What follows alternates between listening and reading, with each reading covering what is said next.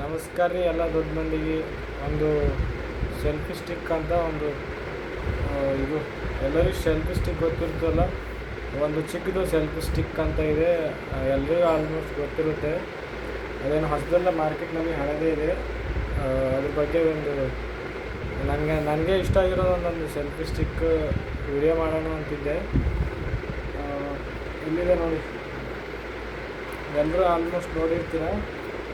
ತೋರಿಸ್ತೀನಿ ಒಂದು ನಿಮಿಷ. ತುಂಬ ಚಿಕ್ಕದಾಗಿದೆ. ವಿಶೇಷ ಇರೋದು ಏನಂತಂದರೆ ಅಂದರೆ ತುಂಬ ಚಿಕ್ಕದಾಗಿರುತ್ತೆ. ಎಲ್ಲಿ ಬೇಕಾದರೂ ತೊಗೊಂಡು ಹೋಗ್ಬೋದು.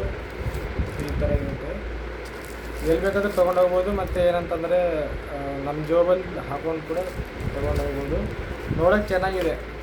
ಈ ಥರ ನೋಡೋಕ್ಕೆ ಈ ಥರ ಇರುತ್ತೆ.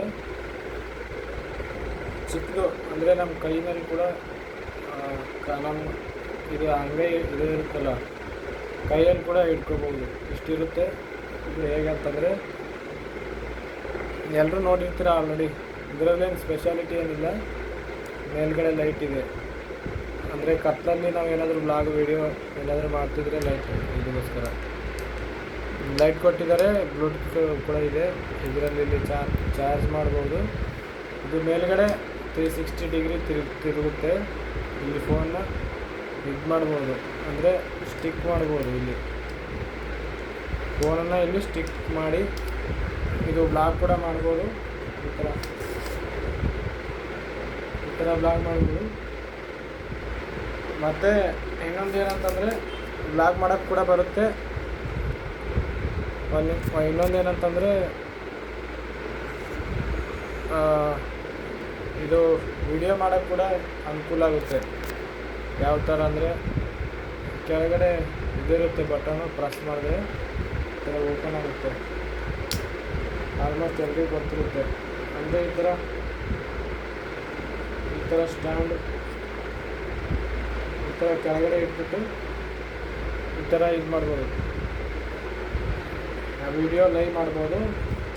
ತುಂಬ ಚಿಕ್ಕದಿದು, ಅಷ್ಟೇನು ದೊಡ್ಡದಲ್ಲ. ಇದನ್ನು ಫೋಲ್ಡ್ ಮಾಡ್ಬೋದು. ಮತ್ತು ಇದಕ್ಕೆ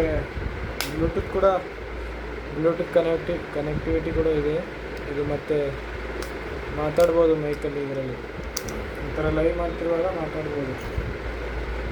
ಈ ಥರನೂ ಇದೆ. ಮತ್ತು ಇದನ್ನು ಈ ಥರ ಕ್ಲೋಸ್ ಮಾಡಿಬಿಟ್ಟು